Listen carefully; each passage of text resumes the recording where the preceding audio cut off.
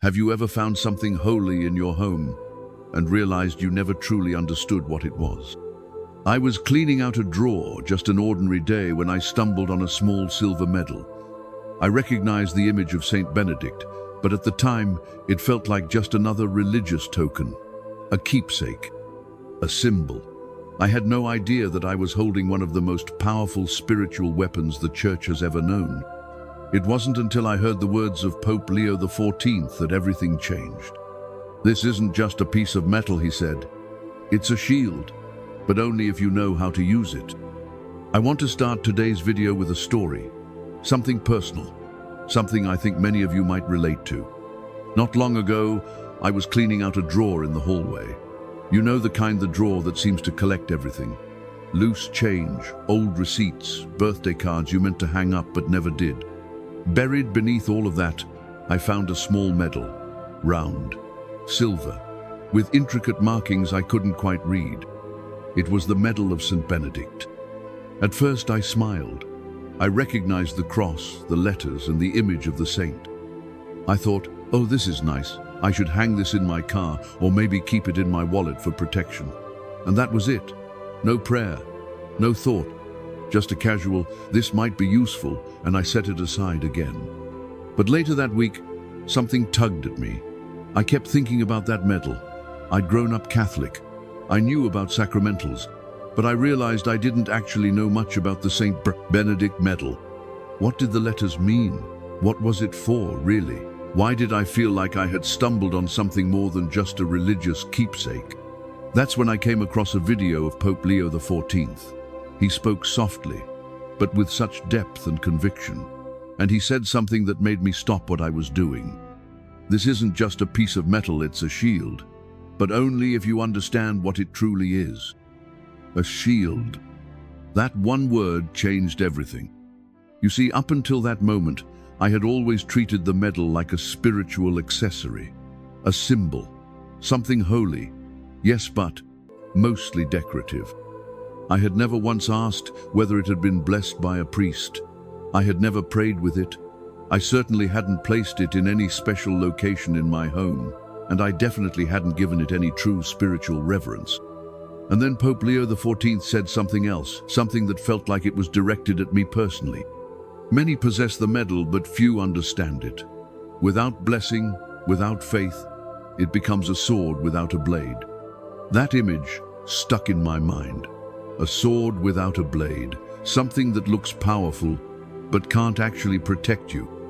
It hit me hard, because in my own life, I had been going through a season of spiritual fatigue.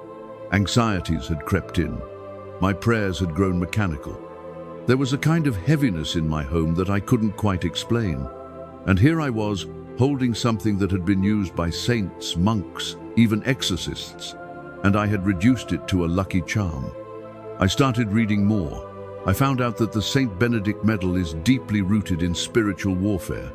It wasn't just invented as a souvenir. Its origins go back to the very real battles St. Benedict himself faced, moments of poisonings, curses, and demonic attacks. And every letter on that medal? It's a prayer, a shield of scripture and sacred words, inscribed in Latin, designed to repel darkness and invoke divine protection. And that's when I thought of this verse from Hosea. My people perish for lack of knowledge. Hosea 4:6. I had knowledge, yes, but I didn't have understanding. And that made all the difference. So I did something simple but important. I picked the medal back up. I looked at it not with casual eyes, but with new reverence. I said quietly, Lord, I don't want this to be just an object. Teach me what it means. Show me how to walk in faith, not superstition. And friend, maybe you're like I was. Maybe you have a St. Benedict medal in your house, or around your neck, or tucked into your wallet.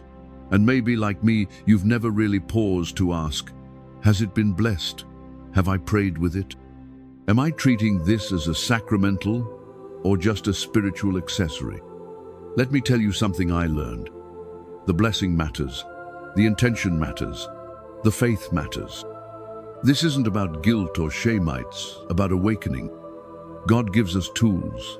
The church gives us traditions.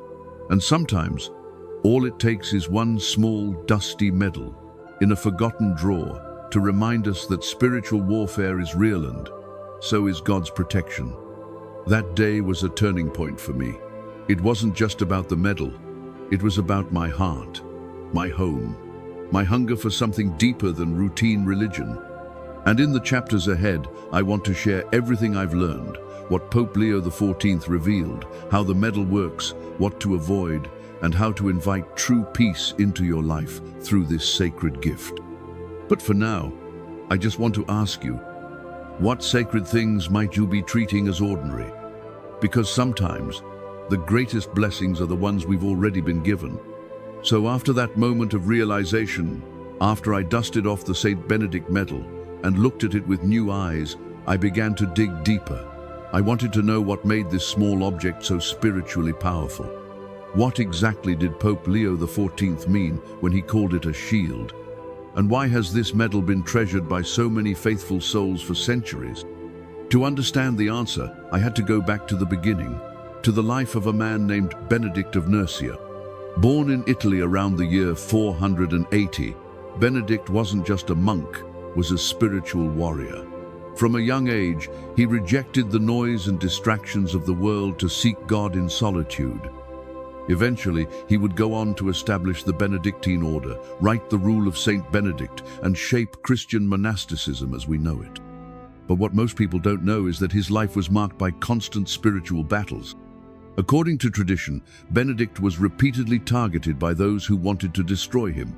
He survived poisoning attempts, demonic attacks, and spiritual sabotage. But here's the miracle. Those attacks failed not because he was physically strong, but because he was spiritually rooted. One of the most famous stories tells of how Benedict made the sign of the cross over a poisoned cup, and the glass shattered, protecting him from harm. That's where the origins of the medal begin. Early Christians began inscribing the cross and abbreviations of prayers onto medallions, drawing inspiration from Benedict's strength in spiritual warfare. Eventually, these designs became formalized into the medal we recognize today. And when I looked closely at mine, I saw it not just a cross, but a complete prayer embedded into metal. Every single letter carries meaning. For example, CSPB stands for Crux Sancti Patris Benedicti, the cross of our Holy Father Benedict. Then there's CSSML and NDSMD. These translate to, "May the Holy Cross be my light, let not the dragon be my guide." On the outer rim, more initials forming a prayer of exorcism. "Begone, Satan. Never tempt me with your vanities. What you offer is evil. Drink your own poison." I remember just sitting there, medal in hand, realizing this isn't decoration. It's a battle cry, a whispered prayer in every line, a declaration of loyalty to Christ. And Pope Leo XIV understood that deeply. Throughout his ministry, he not only carried a St. Benedict medal, but he also recommended it to those facing spiritual oppression. He didn't promise magic. He promised grace for those who used it with humility, understanding, and faith. It's not just a good luck charm. It's not just metal. It's a visible sign of invisible strength, the kind of strength that comes when we remember who we belong to. That discovery humbled me, because for years I had been trying to fight spiritual fatigue and confusion with my own willpower. But now I held a reminder crafted through the wisdom of the Church that my strength wasn't supposed to come from me. It came from Christ, through the intercession of saints like Benedict, through sacramentals that remind us where our true power lies. So the next time you hold that medal, don't just look at it, pray with it, reflect on it. Because within that tiny object lies a heritage of spiritual victory and a call to live like we believe it.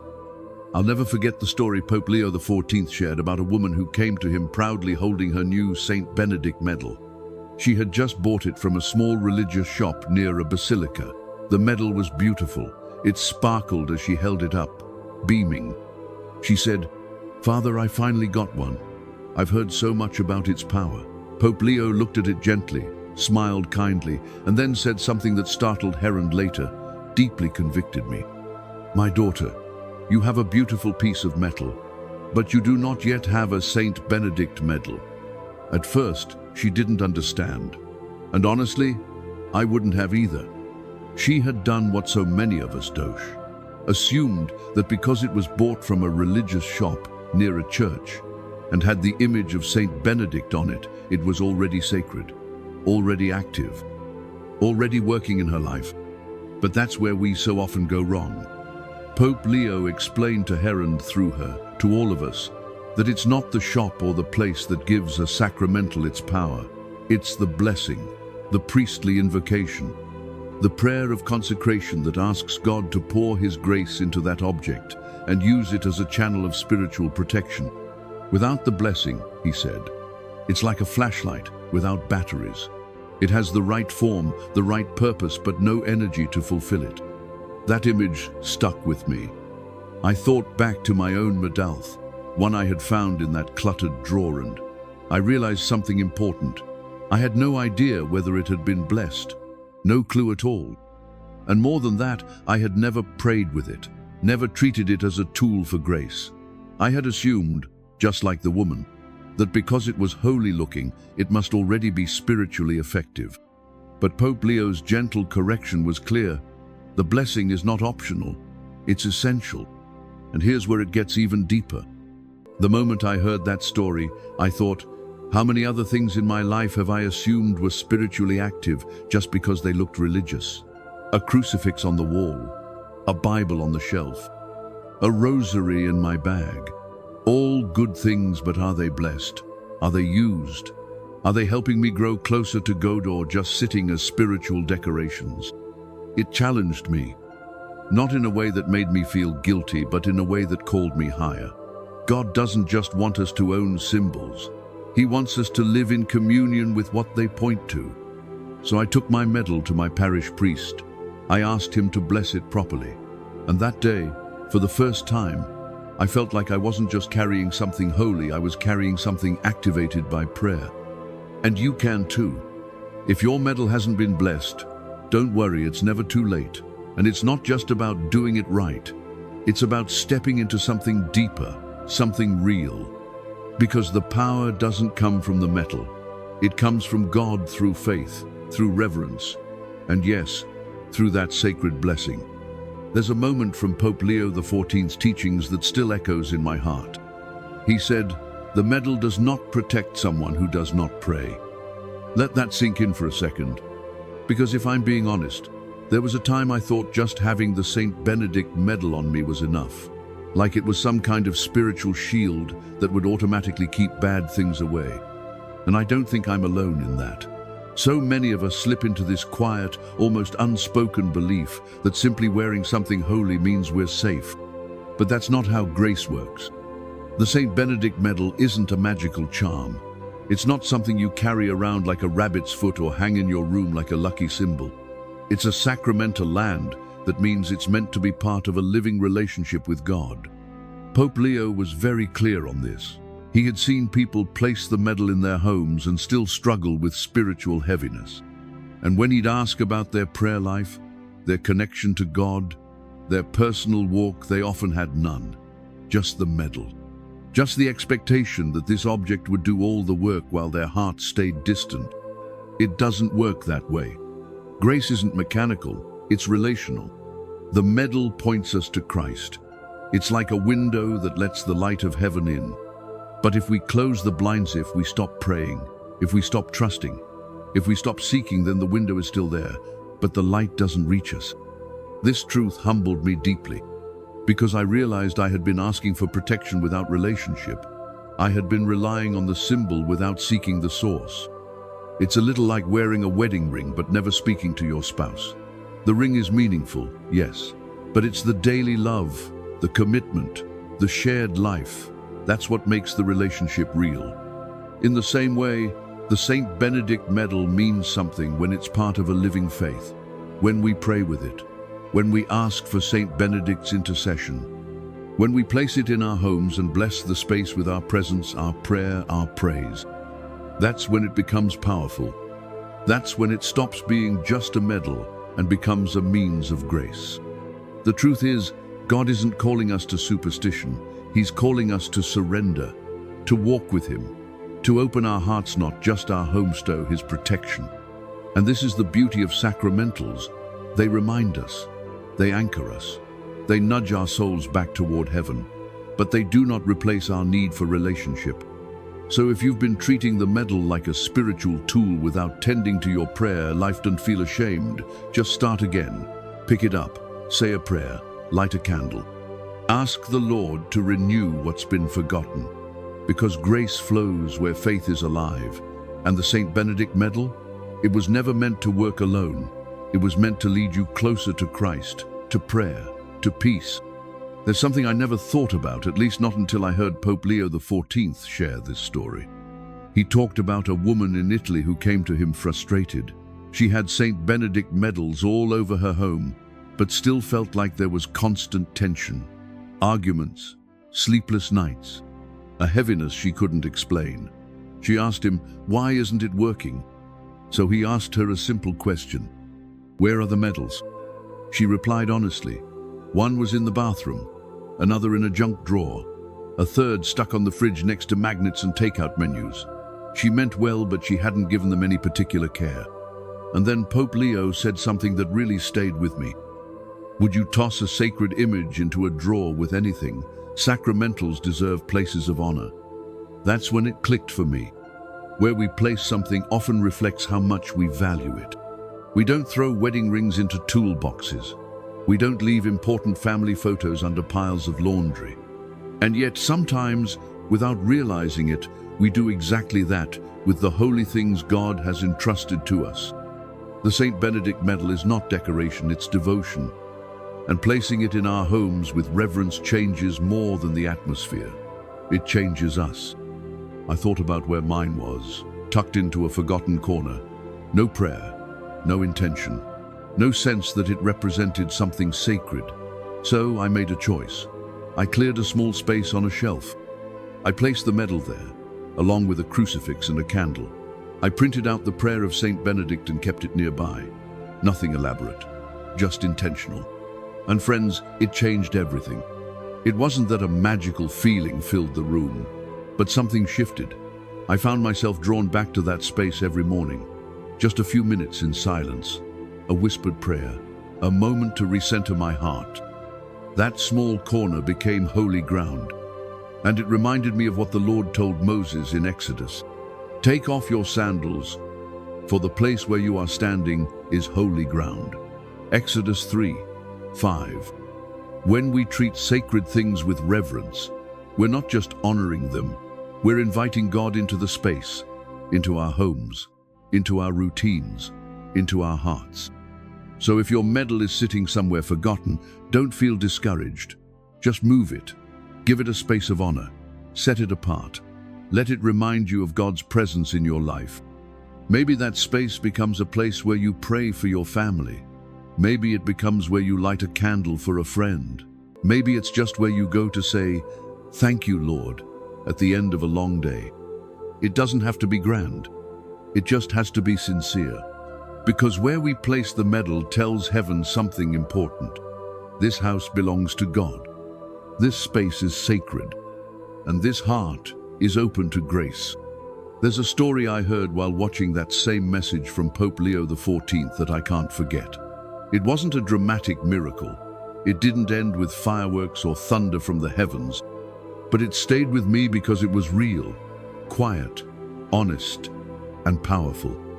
Her name was Carmen, a schoolteacher from Pueblo. For years, she battled something she couldn't name. She suffered from anxiety attacks, sleepless nights, and an overwhelming sense of fear that would rise without warning. She tried everything: doctors, therapists, medication, even herbal teas and yoga. Some things helped for a little while, but nothing truly brought peace. Then one day, someone gave her a St. Benedict medal. Like many of us, she didn't fully understand what it was. She placed it on a shelf in her bedroom, almost like a decoration. But something inside her felt drawn to it. Not in a superstitious way, but in a quiet longing, like her spirit recognized something deeper was being offered. So she started small. She set up a simple prayer space, a candle, a photo of Saint Benedict, her medal, and each morning before rushing into her day, she would pause, just a few minutes of silence. Sometimes she didn't know what to say. Sometimes she just breathed and let the stillness do the speaking. And then one night, something shifted. She realized she hadn't had a nightmare in weeks. The usual tightness in her chest, the panic that used to grip her, had loosened. Her home felt lighter. Her mornings felt gentler. She even noticed that her students at school were calmer around her, more drawn to her presence. Was it magic? No. It was prayer, faith, consistency. It was grace, slowly working its way into her life through the doorway she had opened by taking that medal seriously. Pope Leo XIV didn't share her story to glorify the medal itself. He shared it to remind us that sacramentals like the Saint Benedict medal are invitations, not guarantees. Carmen's healing didn't come from the medal, it came from the relationship it reminded her to build. That testimony hit me hard, because I too have had seasons of anxiety. I've had nights where I couldn't sleep, days where fear took the steering wheel. And I realized I had never considered that peace might be waiting quietly on the other side of reverent prayer. Sometimes healing comes not in an instant, but in a slow, sacred unfolding. And the beauty of Carmen's story is that she didn't wait to be perfect before she started praying. She just showed up every morning, candle lit, medal in hand, heart open. That's something we can all do. You don't need eloquent words. You don't need a theology degree.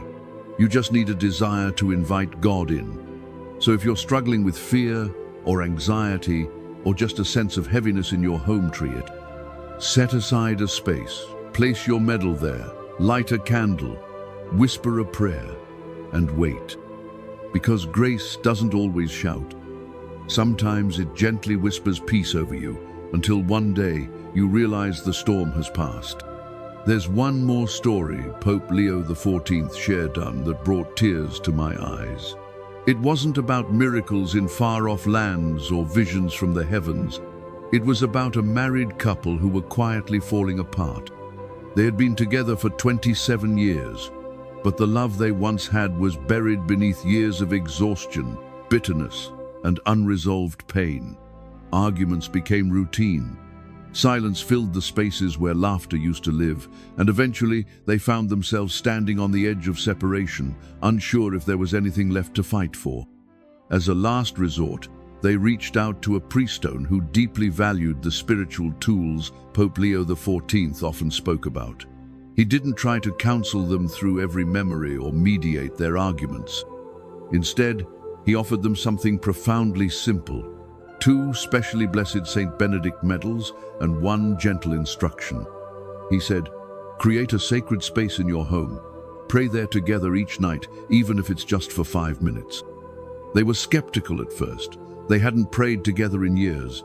Their hearts felt distant, but they agreed, if only because they didn't know what else to do. So they cleared a small corner of their bedroom, placed the medals on a shelf, lit a candle, and that first night, they sat in awkward silence. No dramatic prayers, just quiet, a shared intention. A single whispered line from Psalm 46. Be still and know that I am God. The next night, they did it again and again. And slowly, something began to change. Not all at once, but gradually. The tone of their voices softened. Their conversations lengthened. The silence between them became peaceful, not painful. That little altar, one built around 2 Saint Benedict medals, became the center of their healing. Why? Because prayer did what arguments could never do. It brought their hearts back to humility, to reverence, to God. That story changed the way I looked at my own home. I thought about how many of us live in houses full of noise, distractions, endless responsibilities, and how easy it is to forget to pray together. Even as families of faith, we often say grace before meals. But we forget to meet God in our shared silence. We forget to invite him into the hard moments, the stress, the broken places. And Pope Leo XIV reminded us through stories like this one. You don't need a perfect home. You need a praying home. You need a place where grace is welcome, where forgiveness can grow, where even 5 minutes of prayer can begin to repair what time and hurt have damaged. Maybe your home feels tense. Maybe you're facing arguments, misunderstandings, or just emotional distance. I promise you this, when two people come together in prayer, even in weakness, God draws near. So tonight, maybe it's time. Set aside a space, bring your blessed medal, light a candle, sit together. Even if you don't know what to say, just be there. Because healing doesn't begin with the right words. It begins with the right presence. And when God is present, no home is ever too far gone. By now, you've probably noticed something important. This journey with the St. Benedict medal, it's never really been about the medal itself. It's about the invitation it offers. An invitation to reflect, to pray, to draw closer, to remember who we are, and more importantly, who God is. And if you take away anything from Pope Leo XIV's message, let it be this. The medal is not a magic object. It's a reminder of a deeper truth, that the greatest blessings are already near us. I want to close with something Pope Leo XIV said in one of his reflections that moved me deeply. He talked about how we're always chasing blessings, looking for signs, miracles, breakthroughs. But he said, there are 3 blessings that most people already have, but they rarely recognize. The first is family, not perfect family, but the people who stick with you through it all. He said, you complain about your brother, while someone else prays just to have one. That hit me. How often do we overlook the love that's right in front of us because it's messy or hard or familiar? The second blessing is health. Not perfect health, but the ability to wake up, breathe, walk, move. We don't notice it until it's threatened. Pope Leo said, there are people in hospitals who would give everything just to walk to the window. And it's true. Every heartbeat is a quiet miracle. The third blessing is faith. That small, flickering flame inside you that refuses to go out, even when life gets dark. Pope Leo reminded us, faith doesn't mean you won't fall. It means you'll rise again. That one got me the most, because sometimes I think my faith is too small, too weak. But God doesn't ask for perfect faith. He asks for real faith, honest faith, the kind that keeps showing up. So where does the St. Benedict medal fit into all this? It's a symbol of these very blessings. It represents the fight for peace in our homes, the commitment to prayer in our families, the reminder to choose faith, even in fear. And more than anything, it calls us to become a blessing to others. That's the part we often miss.